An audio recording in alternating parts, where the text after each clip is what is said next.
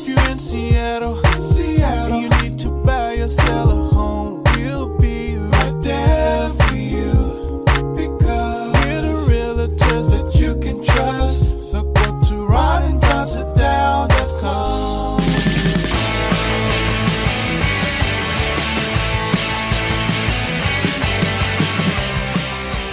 You're listening to The Ron and Don Show on the Ron and Don Radio Network. Hey, you guys, what's going on? Welcome to another edition of the Ron and Don Show. As you can see, we're live back in the Les Schwab studio. What is up, Ron and Don Nation? Hey, coming up on the Ron and Don Show, Ron's going to be doing some singing, and Matt off the mic is going to dance. So make sure you're watching. It's an extravaganza today. Yeah, make sure you're watching and listening on YouTube because it doesn't get any better than that. Also, we got to talk about the things that rich people do, which I'm not rich, but Matt is. So we're going to ask him, what are the things that you do? Did you read this? I did. Some of these things, I'm like, yeah, I didn't know you needed a yacht for your yacht. Yeah. I bet Diddy knows. Also, let's open up the mailbag. Matt, do you have how much mail is in the mailbag today? It looks like it is overflowing. Did you drag that thing in here? It's like Santa Claus today. Wow. It's unbelievable. Yeah. Lots of mail. Unbelievable. Yeah, it's a we're going to quote him on that. It's an unbelievable mailbag. That kind of energy that we bring on the Ron and Don I feel Show. bad because Matt is struggling with hay fever. My brother used to have that. You know what helps is my dad would put him in the travel when we were camping at the KOA campground, and he would just turn the AC on full blast and blow it in his face, and that seemed to help with hay fever. Have you done that yet? It's unbelievable. Thank you. He's back. I guess the hay fever's gone. So anyway, before we get to all that, let's get to this. The Good Enough hotel chain that I guess even Barack Obama likes. What say you about the Good Enough hotel chain? What's going on? What's going on here? The Wyndham Hills or the Wyndham Gate? It's the I don't know why this is a new story because it's basically the places that you and I have always stayed whenever we get fired from one radio station and we went to the next, and then you're searching for housing and you're like, wow, I lived in Phoenix yesterday. Today I live in Dallas. Yesterday I was working on a top 40 station. Today I'm working on an FM talk station and I'm working for the Dallas Cowboys. I wonder where I'm going to live. And then the station would say, hey, over a martini lunch, because a lot of guys drank martinis back in the day with olives, right? A little dirty, of course. We went to Dallas. They said, hey, we'll give you 90 days to live somewhere, and it's usually in one of these places. And I guess Barack Obama likes living at these places. They say the key as well. is the waffles. Is that right? That when you go, if you're at a hotel, Yeah. and you go into the breakfast buffet, and they have the waffle iron that flips over, like you get your own batter, Yes. and then you put it in there, and the light changes colors, and you get to flip it over, Yeah. and then the waffle like that. They spend tens of thousands of dollars researching the batter and the waffle makers, the waffle making experience, and they basically said that when families go to these places, they're calculating in their minds like, okay, the hotel room's $129 a night, but then all the fees, like in Seattle, there's $100 in fees on top of that. Plus But they're going- local taxes, B&O, residency tax, all they're that going stuff. free breakfast for a family of 4. Yeah. That's worth $50. Yeah. And I don't doubt that because I've seen you and your son spend $50 on breakfast as a family of 2. Yeah. Like depending on where you go and what city you're in, I think $50 for breakfast might be low. Yeah. And so they're going, okay, if it's $129 for the room, $50-$60 for breakfast, that seals the deal for them, and it's become the most popular chain in America, the one that I can't remember, Wyndham Hills or Wyndham Heat. Yeah. Wyndham, It's Hampton Inn. The Hampton Inn. Look at that coming out of nowhere. So you're saying Barack Obama likes the waffles? That's why he goes? Waffles are the thing, man. The waffles are the thing. Yeah. No, it's true. We recently went to Cannon Beach, and we were on Cannon Beach. They had one of these free breakfasts. The thing that we didn't like is we are not down with the microwave bacon. You down with the microwave bacon? Let me just say this. Microwave bacon is not bacon. Let me say this. Look at Ron's all fired up. 1 minute. I mentioned the bacon. No, here's what I'm finding out. He's fired up about the bacon. Omelet bars. Yes. It's not that complicated, people. There are eggs. Yes. There are fixins. That's it. And there's cheese. All right? Go up there. It's not 31 flavors. Are you saying the line's too long at the omelet bar? I'm saying know your omelet. How hard is it to know your omelet? What are you what are you putting in your omelet? And these people are standing in front of me. Oh, look at all the fixins. Golly gee willikers. What do I want in an omelet? Well, I don't. Go up there, get some peppers, get some mushrooms, get some bacon, throw some cheese in there. It's an omelet. You're not creating the pyramid. Sounds like that's a Denver omelet. You enjoy Denver omelet. Denver omelet's fun. Just know your omelet. Like while you're standing there in line, quit chit-chatting about whatever you're chit-chatting and look at the fixins. It's a limited number of fixins. Are the fixins going into... Fixins, Don. Fixins? With an apostrophe. Fixins. Now... Are the fixins going into the raw egg and then you're cooking the whole thing? Or doesn't matter. Finish my question. Doesn't matter. I knew you were going to jump in because you're fired up about the omelet bar. You and Barack Obama. And that's probably where he hangs out with Jennifer. We don't know. We've heard things because evidently Michelle Obama is not like going to, is it Hampton Inn? Hampton Inn. Yeah, but he loves it. So maybe he's hanging out with. All right, back to fixins. No. Do you make an egg crepe? And then fold the fixins. I'm not cooking to the omelet. The guy is. What do you cooking. do? What do you do at home? What I do at home. Are you making the egg crepe and then it's your omelet? You're folding the fixins scramble in the middle. I do a scramble. That's not an omelet. It's not an omelet. I'm doing a scramble. But when I'm at the if you're at a hotel, how do you know so much about an omelet if you can't even make one because you're too busy making a scramble? I'm doing whiteboard. It doesn't sound like you can't. I can do an omelet, but I do the classic French. What do you prefer recipe. when you're at the Hampton Inn? Do you want a scramble? Hampton Inn. My only point here is know your fixins. Yeah. Just know your fixins. Can you put sausage? Can you put sausage, ham, and bacon all in the same? Of course, if you want to. Can you put all those fixins together? Fixins. Fixins. There's no G. Fixins. And so all I'm saying is that don't dilly-dally at the omelet bar. Okay. Step up to the bar. You've been waiting for 10 minutes. You can decide. You can pre-decide what your order is going to be. Who's dilly-dallying? Everybody. Everybody's dilly-dallying. They get up there, and now it's a revelation that they're at the omelet bar. They haven't even thought about their fixins. They're standing there flat-footed with no idea. Do I want tomatoes? I don't know. I've never had. What do you think, Claude? Should we get tomatoes? Oh, my gosh. Look, they have 3 different cheeses. What have you been doing? The whole time we are waiting for your order. Yeah. Know your fixins. Yeah. It's going to be 3 eggs and some fixins. That's it. Yeah. Just know your fixins. Yeah. I have to say, my son and I recently, we got in the camper van. We rolled down the 101 because it is the 101. We get to Cannon Beach. And by the way, there is a cannon at the beach. The cannon at the beach is very underwhelming. Have you seen the cannon that they found? Smaller. It's about a 2-foot cannon. That's good because it's coming off a ship. That's it. Huh? How big do you think these ships' cannons can be? Really big. Like I've seen really big ship cannons. It's not an aircraft carrier. They're like 18 feet. Yeah, they are. Yeah, they are. Not when they... You go to Cannon Beach and you pull into Cannon Beach and there's a little sign, welcome to Cannon Beach. You do all this reading. Hey, there's a real cannon at Cannon Beach. We went to see the cannon. It's a 2-foot. You play the sad horn? It's a 2-foot cannon. It's a very, very sad cannon. So then... Yeah. So then they have the breakfast bar. There's no omelet at the breakfast bar because it's self-serve, and it's a self-serve where they have the batter there, and then you pour it into the stand-up waffle. That's what the Hampton Inn does. So we do that. My son does that. We get the protein one because there's a protein one. Out of nowhere, boysenberry syrup. That is the best syrup the money can buy, boysenberry. I love boysenberry. You love boysenberry. I bet Matt off the mic loves boysenberry. Love it. I bet Grace loves boysenberry. I know Charlie the dog. My son. Everybody loves it. Better than Marionberry?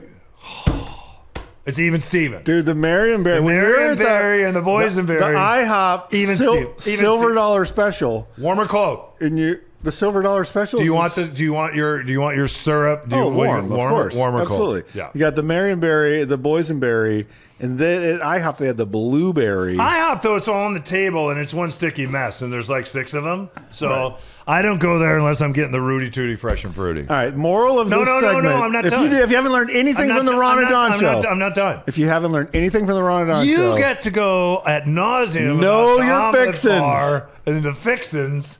You got to know your fixins. Period. That's it. It's our takeaway today. Know your fixins. Oh boy, That applies to ice cream too. When you get up to the front of the counter of the ice, it's not the first time you've ever been to the yogurt shop. Know your fixins, people. Is it in a cup? Is it in a sugar cone or safety cone? Oh, I always go with the cup. I still like a safety cone. Is that the one with the wrapper around the outside? No. Why are you laughing at a safety cone? What's a safety cone? It's an extra wide cone. So if you're getting three... Talking waffle cone? No. Safety cone. That's not a thing. Get your phone out and Google safety cone. Not a thing. How much do you want to bet? You're gonna get orange. Let's bet. You know what? Let's bet a safety cone at Molly Moon's. They have safety cones. No, they may not have safety cones because they make their own cones. Safety cone. Look at a safety cone for a while. You're gonna get orange safety cone.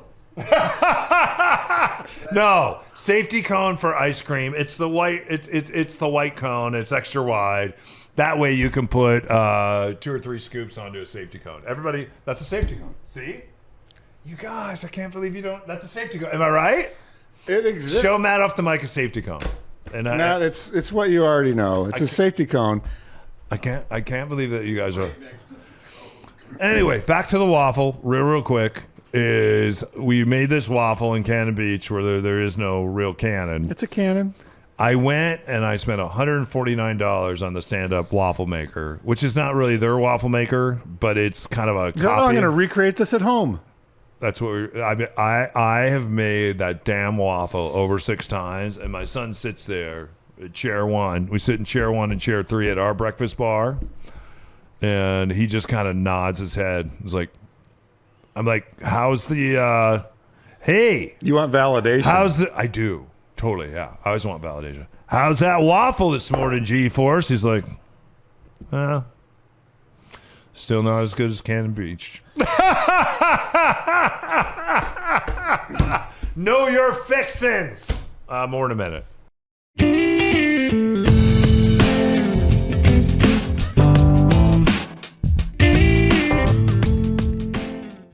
Hey, you guys, what's going on? It's Ron and Don here for Les Schwab. And, you know, their road hazard protection on each and every tire they sell, it's part of America's best tire warranty. It really is the best in the U.S., and it really does set them apart. Let me give you an example. Not too long ago, I went out to my truck, and I went to jump in. I'm taking my son to school, and the next thing you know, the truck won't move because the truck has a flat. So I get on the phone, and I talk to Les Schwab. They have the wheel off. They patch it. They fix it. And the next thing you know, I'm driving my son to school, and we're right on time because of Les Schwab. You really do get more from Les, you guys. Yeah, it's all part of Les Schwab's unbeatable tire warranty. Best part, the protection is included with every tire Les Schwab sells and not a pricey add-on like some other places. It's one more reason you get more from Les. Visit your local Les Schwab or book an appointment now at leschwab.com. That's leschwab.com.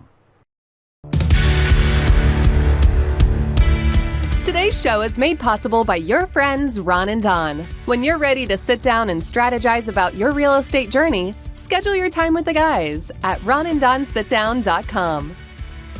All right, you guys, welcome back to the Ron and Don Show. Don't forget, if you need us for real estate, ronanddonsitdown.com. We'll sit down with you virtually, and then we'll come out and meet you, bring a Ron and Don a coffee mug that says, I sat down with Ron and Don. Let's talk about what rich people do and find out if Ron actually does any of these things, because you're right on the cusp of being one of these. No, not this type of rich. These people, right? All right. These people. Go to BuzzFeed. BuzzFeed is like Reddit. If you're ever going through something, it's fun to get out on Reddit or BuzzFeed because in real time, people are typically posting on it. And then every once in a while, someone will just throw up a topic, and then it's fun to read about that topic and watch people respond to it. Most of the time, BuzzFeed just steals a thread from Reddit and reformats it for BuzzFeed. Yeah. So this was a Reddit question on BuzzFeed. It said, last week we asked a question, what are some of the things that rich people do that you didn't know that kind of is a surprise to you? And the first person said, I made friends with a guy who was a captain of a yacht for a Russian oligarch, and he told me how they actually have support yachts for the main yacht. The support yachts, They sail ahead to destinations. They set up the island. They clean up locations after the main client has left. They resupply the main yacht. They bring tenders. Is this chicken tenders? A bunch, I wonder. Hey-o. Like extra jet skis to the location. He said, I knew that people had yachts, but I didn't know that people had yachts for their yachts. I've seen this. I was in a couple of different stories. I was in Hawaii once when Larry Ellison's yacht was coming in. Yeah. And they had a yacht to bring people to the yacht, but it had to be the backup pilot on the big yacht. He rode what it's not called road rashed, dock rash. Dock rash, yeah. Right in the middle of the big yacht. And it was a beautiful, pristine, modern yacht with like these clean lines. And I was like, how soon is that guy fired right now? Yeah. Or like how many seconds need to elapse before that guy gets fired? You know, Ron and I have a canoe for our bayliner. Right? Exactly. Where's the Jadonch Hold on, let me get the go do it one more time. Ron and I have a canoe for our bayliner. Thank you. And then the other thing, there was a very famous, I don't know if I can tell this story, Seattleite software mogul with a huge yacht, because I was told this story in confidence, but he had a gigantic yacht involved software adjacent. And when they would go to like the Cannes Film Festival, he wanted to park in a specific space. Yeah. And so he had his forward crew, as you just described on the forward yacht, they had briefcases full of cash. Huh. And they would go, if the slot wasn't open that he wanted, they would ask permission to board, and they would say, our yacht wants to park in this space. Yeah. And the guy's like, well, I already have this space. So they would open up the first briefcase with just full of cash. Will this open up the space for us? And they said most of the time it just took one briefcase. You could open the briefcase, they would see the cash and be like, yeah, I think I can give up my space for that. I know who you're talking. Sometimes it would take a second briefcase. Yeah. But it was crucial to get this spot because that was the spot where you would have easy access to all the movie stars and the musicians, and everybody could come on the yacht, party on the yacht. You wanted to have concerts on the yacht and have everyone have a good time on the yacht. You can't be at the end of the dock. You had to be at this space. And so the pre-crew was not putting jet skis on the island. They were carrying around briefcase full of cash to free up a parking space. That's probably true. I think it's just totally true. It doesn't surprise me at all. Yeah, that would make sense, especially if you're going to port somewhere around the world and you have a specific size yacht. You want the space you want. You want the space you want, yeah. This isn't weird to me. I have gay friends that do this. They say a friend of mine worked for a crazy rich family. The wife had a surrogate for all her kids. They were genetically hers and her husband's, but she wasn't interested in carrying them. I don't know if you have to be rich to do that. That's a wealthy thing. It's about $100,000 a surrogate is what it is. And then after that, what they do... For most people, I know two gay guys here that had 3 kids, and then what the mother does or would do, because the mother was down in California, those guys lived here. Obviously, that's different than this. She would pump milk, put it on ice, and then send it up here, and then that's how they would. That's different in that they need an egg, and of course the men would have the sperm. In this case, they would the mother and father would be genetically. It's their child. Yeah. Then they just put it in a different woman. Yeah. All right. Number 3, kidnapping insurance. My first wife was an insurance adjuster for some super wealthy clients. She always said to me, if we ever win the lottery, the first thing we get is kidnapping insurance. I believe this to be true. If you've read a book by an FBI negotiator, he says never split the difference. He negotiated with people every day. Yeah, Chris Voss. He negotiated with people every day around the world. Typically, you didn't hear about these negotiations, and it typically dealt with this. In fact, they say, I had a friend that worked for Boeing. She did a lot of work in Brazil. When she was in Brazil and she was on a forward team there, she would roll around with security in an armored car. And she had kidnapping insurance. And that's something that they're very concerned about. And they say that Chris, when he was on the phone, he said the important thing is when you're reading his book, don't treat them like criminals. They're businessmen. And it's just it's just a typical business interaction. They look online at your social media. In fact, I have a friend here that helps control money for some pretty wealthy families. The first thing they asked him to do was to pare it down or to take all his social media off. It's something that he has to be considerate of, since he is now connected with this wealthy family, helping them make investments and things like that. That's wise. Yeah. So kidnapping insurance. Let's see. Let's see here. Hold on. Richard. Rich. What about this? With no planning, in the same way that you and I would jump in the car, and we were just talking about going to Getty Up down here in Ballard and maybe getting a Getty Up burger. Or we're talking to Matt off the mic. He likes Woody's next to the Majestic in Ballard, which I like as well. What they will do with no planning is they just jump in the plane. Mm-hmm. They fly 2 hours to another city for dinner. Maybe they spend the night, but more often than not, they like their own bed, so they have dinner and then they fly home. That I would think would be that's you're very wealthy. I would do that happens. all the time. Well, there was my favorite story of this, and Mark Cuban did this as well before when he sold his first company. I believe it was United Airlines or American Airlines. Yeah. They had a lifetime pass, and it was. And he was up one night and he was drunk. And he bought it. And there was another guy that bought it that holds the record. And he said it's one of the best things that he and so he you ever got bought. first class flight ticket for the rest of your life. And there was a famous story of a guy. It wasn't Mark Cuban, but Mark Cuban did similar things where he would do this. He's like, I'm going to go to Paris today for dinner. And he did so many flights that the airline came back to him and was like, we want to buy your ticket back.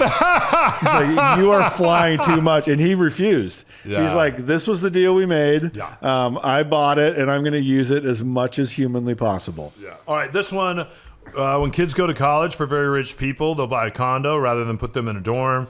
This is I don't know if that's for very rich people. In high population, university dense locations like Boston or NYC. Then at graduation, they'll sell the condo, and then the profit from the 4 years of appreciation will pay for a good portion of the tuition. I've had clients do that here in Seattle. I don't know if it's for very rich people. No, I have an investment in a house, and even though I have a 529 plan for my son, the backup to that 529 plan is owning a house and doing that very thing. Yeah. Yeah. So My brother did that. did you do that? I think you And have it's to. not, Yeah, it's smart. ridiculously Your rich. brother's loaded. Oh, money-wise. Yeah. Oh, never mind. Hey-oh! This doctors on call. I have several clients worth. We'll do three more. 20 to 50 million. All of them pay a premium price for a doctor on call. Literally any time. I've heard of concierge medicine Of the as day. Let's see. Their homes are owned by trusts. They often are operated by LLCs. Super easy to do. I don't think that's being rich. I think that's being smart. Totally. One of the reasons for doing that, we don't have to go in the trust right now, but the LLC, I'm going on vacation. While I'm on vacation, I rent my house out. It's important to think about the insurance around that, the umbrella coverage, the LLC, because if someone slips and falls in your house, they're going to sue you and take your house. So limited liability is very I think the important. biggest one that ultra wealthy people do that is incredibly fascinating, your Buffetts and your like Elon Musk of the world, Steve Jobs, their salary is $1 from their job, meaning that they only pay income tax on the salary. And then what they'll do is take out a loan against their stock position that is not taxable income. And so That's right. you will. So in other words, they pay almost no taxes. Yeah. And then you'll say, hey, I own 300,000 shares of Tesla. I would like to get a loan for $100 million, and this is my collateral. They give you the loan at a super low interest rate because you're the richest man in the world, sometimes almost free because they want you as a client. And now you're living on this money that is borrowed against your stock position, and you pay no income tax on any of it. Yeah. I love this. I would do this. I know a rich person who has a director of continuity. Their job is to make sure that every one of the family's homes and any one of the family members has their same streaming service, the magazine, their newspaper, their subscriptions, same food in the fridge, same clothes in the closet, everything. That's kind of interesting. Okay, what would be the first thing you would get if you became ultra wealthy? I would always fly first class. In this final one, it says, I knew a family that went on trips to exotic locations several times a year. They all traveled first class, but they did it on different planes in case something happened. It wouldn't greatly impact their family holdings, like the Waltons, for instance, if you're going on a family vacation. I have to imagine, though, they would just fly their own 787. Yeah, they all have every plane. My first thing, I've always thought having a private chef would be the thing I would do first. That would be amazing. Yeah.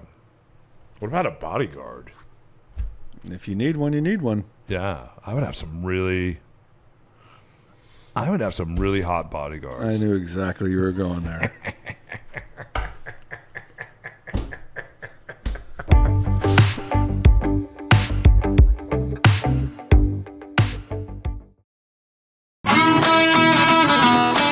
You're listening to The Ron and Don Show on the Ron and Don Radio Network.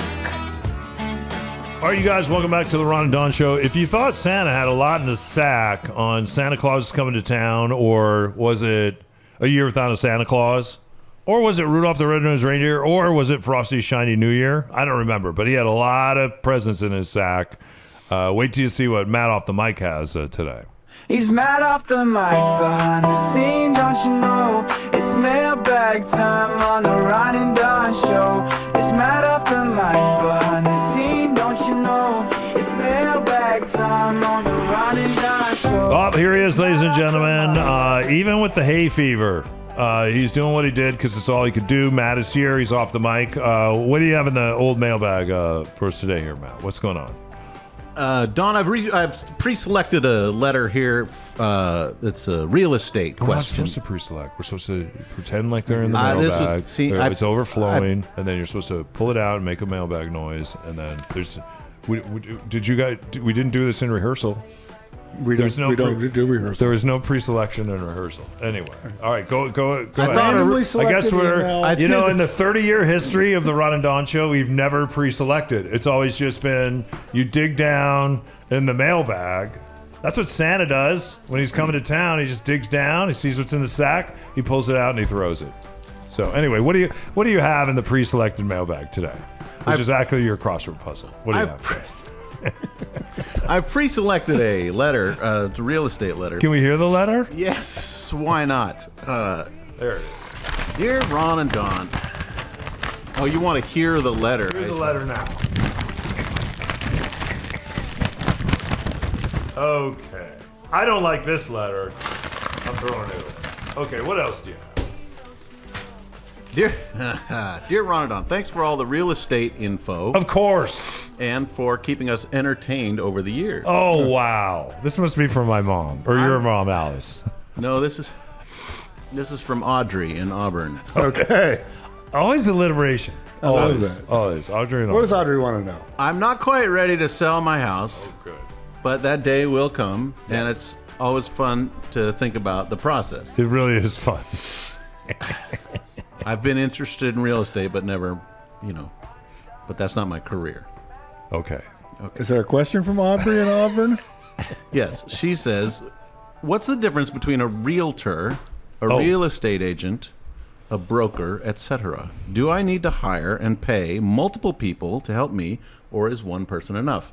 Before you answer, I pre-selected another letter. Oh, you did? And that answers Aubrey's question? No, that asks another very similar question. Somebody wrote in and asked, what are all the people that I need to consider? Yeah. And their question was more about inspectors and contractors and things Wow. like that. But Just a double barrel question. sort of, like who all's involved, I guess, is really the key question. We call that a double barrel question in radio, and the first thing you learn in broadcast school is never ask a double barrel question. Matt never went because to you'll end broadcast up school. being a producer and not a main host. Yeah. Wow. That's a low blow. Wah, sad horn. No, those are really good questions. I'm going to let our managing broker at Ron and Don Real Estate field these because this is actually a really good question. It is. Because sometimes I call myself a realtor and Ron slaps me on the hand as the managing broker and says, "Hey, I just wanted to slap you on the hand." And then he says, "You're not a realtor, right?" So realtor is a union that you pay dues to, basically. Which we used to. It's a lobbying outfit Yeah. that tries to lobby for laws and things around the country, and you pay dues to that. So you have to get a license. So in the state of Washington, when you get your real estate license, you are known as a broker. That's for whatever, or an agent. So broker and agent are the same exact thing. That means that you did 90 hours of education and that you passed an exam with the state of Washington, actually 2 different exams with the state of Washington. And then if you pass those exams, pass, fail. So they don't tell you what your score was, but if you pass those exams, pay a fee, you are now a broker. And then for 2 years, you have to sit under a managing broker correct. that looks at all your deals and helps correct those, because you're not allowed to do any real estate activities just because you get your license. You have to hang your license at a brokerage. Just like you would hang your hat when you get home. Hold on. Hold on. There we go. But don't hang your head and cry. Man, you are on a roll today with the dad jokes. So the brokerage is a person that had to do 2 extra steps of additional education to get a license to have a brokerage. Brokerage has different insurance requirements, different rules with the state. And so a brokerage has a bunch of different brokers under it, and they make their money by the deals that their brokers do, and they pay what's called a split back to the brokerage. Now, if you are a realtor, you've got your license, and then you pay dues to this real estate lobbying firm, and you then put that designation. All it means is that you pay your dues, and that you take sort of a oath of doing certain specific things for clients, like having a higher standard of service. Yeah. Then the next level above broker, between broker and a designated broker or managing broker, is called a managing broker. Designated broker runs the firm. A managing broker can supervise other brokers, and then you have a regular broker. So that's, again, another education and test to get your managing broker license. Yeah. Now, when you hire a broker, the contract is between you, the client, and the brokerage. And then the brokerage appoints the broker. So if there's anything that went sideways legally, the contract is between the client and the brokerage because of the added insurance and omissions and errors insurance and all this stuff that the brokerage has. And at that level, if you're a regular client, your first step would be to decide on the broker that you want to hire, and then there will be other people beyond that then you will pay fees to. For instance, title and escrow. You're going to have to buy an escrow, a title insurance policy. There will be fees with that. They'll handle the taxes, all the document fees, the fees that go to King County. What does title and escrow do? What do those do? Title and escrow, what the title company is doing is it's 2 separate entities, actually. Title is one thing, escrow is a different one, but they've combined them. Most of the time they're in one business. The title company is saying, we are going to provide a clean and equitable title to be sold without encumbrances, meaning that the person that is buying this piece of real estate, they don't move in and 3 months later someone shows up with a piece of paper that says, I actually own this house. Mm-hmm. Now those other people didn't own it, or you owe me $100,000 because I gave them a down payment back in the day and they never paid me back. And so there's a lien against the property. Or the lien against the property. Someone didn't pay their taxes, or someone had some work done, and they had a new roof put on, and then they didn't pay the roofer, and the roofer's like, I'm going to put a mechanical lien against that house. No one can sell it till I get paid out of the net proceeds. And so, or another one might be if you're in a rural area, your neighbor comes up and is like, hey, I'm going to build the driveway back to my back parcel. And they're like, no, you're not. It's like, here's my easement. I have a right-of-way easement that traveled with this property, and yes, I can. Yep. And I'm putting my driveway right here as is agreed to. So the title company is making sure that all of the documents and encumbrances are taken care of. The escrow company is handling the money. Mm-hmm. And so they're a neutral third party where you would put your earnest money and the down payment. They satisfy all outstanding debts. Think of them as this property. Think of them, because there's so much money here. Think of them as kind of the referee, right? Yeah, well, the escrow is holding the money and making sure that everyone gets distributed. So let's say that there was a dispute. Let's say that you and I bought a piece of property, and I'm the Uncle Ron, and I can prove, hey, when Don bought this property, I contributed to the down payment. We have an agreement that I have 50% of this property. And if I could produce that document and have it recorded on title, then escrow would be bound to give me the money. Like you couldn't go, oh, well, just give the money to me and then I'll pay my uncle off. Nope. Like it's on the title report. The documents are true and valid. When they distribute the money, they're going to give the money to me and not to you. They're just going to give you what you're entitled to and what I would be entitled to. Why not just use AI to buy, sell, and invest in a house? And is that the direction that everything's going? Well, Bill and Matt just handed this to me. Kathy in Covington wants to know. I'm sorry, I thought it was Bill and Bellevue. It is. Is that right, Matt? Is it Kathy in Covington with the follow up? This just came in real time, so it's at the top. There's a Greg in Gold Bar. It's the top of the bag. What was it? Some of the platforms have tried to do a thing called the e-buyer program. It was either Redfin or Zillow. One of the they said we're going to take all of these tasks and try to put it into our app. So in other words, I open up my app. I see a house that I'm interested in, and I want to buy this house. And I could click the button and literally purchase the house, and the software and the AI would fill out the purchase and sale agreement for you. And that thing was quickly shut down. It became very clear that the AI is not ready to do that yet. There could be a day where AI could do the contractual part of the contract. But the difficulty there, every single deal that we have ever done, something comes up along the way that it needs human intervention. So you could get an easement that was filed in 1908, and you have to go in there, and AI doesn't know how to do that easement. Or there's something that happens with an inspection, or AI can't come out and repair a sewer line yet. Like maybe someday it will, but right now they can't do that. So there are tasks that human beings have to do. But the contract-wise, it might happen. Yes. Can I go back to the brokerage, managing? Sure. Where do you guys fall in all of that? I am a managing broker, and Don. So you have your own brokerage? No, I'm not a designated broker. I'm a managing broker. Okay. So I'm a managing broker. Don is a broker. Yeah, and we work through Kelly Wright Real Estate. I have to say, the other day, it was a Sunday, and had a friend contact me and say, hey, could you take a look at my car? And I went and looked at their car because the car wasn't running. And I said, well, you're going to need a mobile mechanic to come out and get this because to tow this. And I said, I think you have a spark issue that's going on with your car. I went and got a new battery. A new battery is $330 for a new battery. Thanks for the tariffs. So put a new battery in. This is a Toyota RAV4. So anyway, I ended up calling this mobile service, and AI answers the phone. Right. And the guy's name is Jethro, is the name of the AI. Went through all this stuff with Jethro, and then Jethro was sending out a mechanic the next day between 8:30 and 10:30. The mechanic never showed up. So contacted the company, and during the day you can talk to a live person. They apologized. They said, we'll send someone out tomorrow. So the following day someone came out, and the guy looked at it and he said, I'll tell you what you have is you have a fuel pump issue. I said, I don't have a fuel pump issue. I said, when I turned the key, I heard the fuel pump. There's not a fuel pump issue. And the car is firing and it has a new battery. It has a spark issue.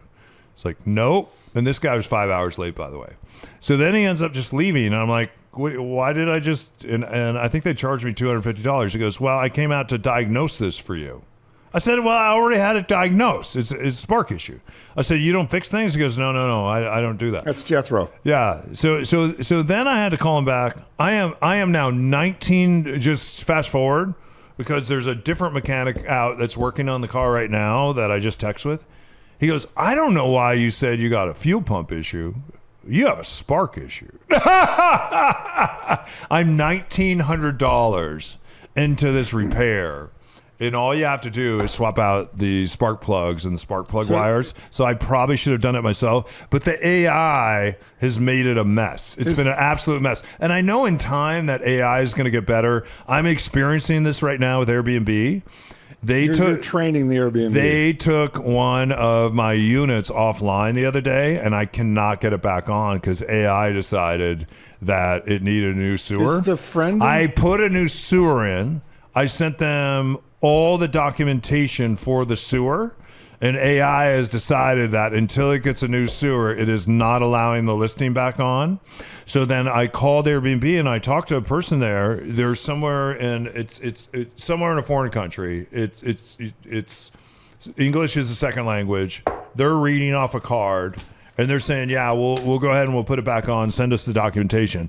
I send them the documentation and then I get a notice back from AI saying, "Because you haven't fix the sewer, we cannot put." So I've just taken it off and I'm putting it on another platform. In fact, I'm going to take all mine off that particular platform because they're all trying.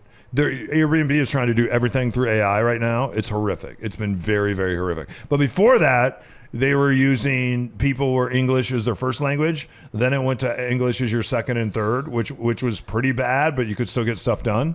Now you're dealing with AI, and it hasn't worked well so far. Your point is, though, maybe over time. We're training the AI. Yeah. So the friend with the Toyota, was that actually you? No, I don't have a RAV4. I have a RAV6. So, hey, you guys, thanks for listening to this episode of the Ron and Don Show. We sure do appreciate it. If you want to get in touch with us, we're not available. In fact, this isn't even us. This is AI. This is AI. My son did see us as AI babies. Did he like it? Yeah, he said it's super cool. He showed it to some of his friends at school, and they think we're pretty cool now. Actually. What about the astronaut and the dog? There you go. You like that? Loved it. Yeah, they love that I might too. do us this week as women. Okay. Rhonda and Donna. If you want to see Rhonda and Donda, go to our Facebook pages. He's Ron, I'm Don, or he's Rhonda, I'm Donda. Also, if you want a buyer's playbook, a seller's playbook. What? Donda? Yeah, Donda. Just Donna. Donna. No, I like Donda. Rhonda and Donda. I like Rhonda and Donda. Do I get to have glasses? What is Donda going to look like? I'll generate some stuff and send it your way first. Okay, that sounds good. Rhonda and Donda. If you need us, just go to rondaanddonda.com or ronandon.com. Works pretty well, too. Get your buyer's playbook, your seller's playbook. Get signed up for the Nation News. We love to sit down with you and talk more about real estate because we are brokers, we are agents, and we are also pretty damn good negotiators. All right, ronandonsitdown.com. Till next time, if you need us, make sure you listen to the show every Monday, Wednesday, and Thursday. And then on Friday, the Real Estate Only show drops. Keep your head up and your shoulders back. And you've been listening to the Ron and Donda Show. Only on the Ron and Don Radio Network. Hey, it's G-Force O'Neill. Thanks for listening to my dad and his boyhood friend, Mr. Ron.